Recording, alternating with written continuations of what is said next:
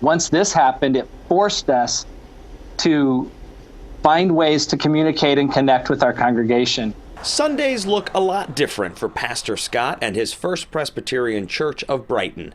Starting last week, for the first time he can remember, public worship was canceled. We had never done it before. We had talked about it. Church leadership scrambled, embracing technology to get some sort of service out. It is a weird thing for me because I really feed off of what I see people's reactions to be when we're in worship.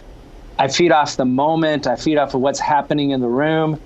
And so when you're a public speaker and now you have to do it on video, you really have to change your mindset. And that's a challenge. Empty pews, but a full message.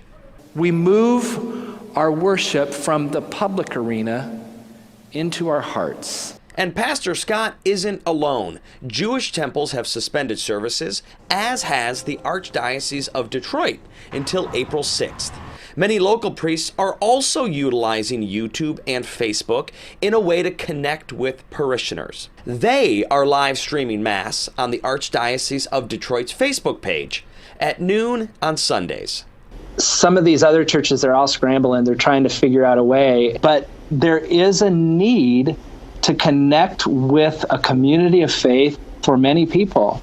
While live streaming services isn't a new concept, megachurches have been doing it for years, it is brand new for smaller local churches who hadn't needed to do it in the past.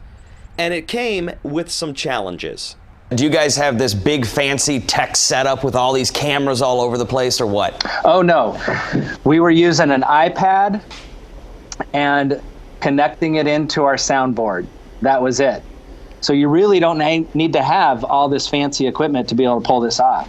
But they got it done. In times of anxiety and uncertainty, having a way to connect with members matters more than ever.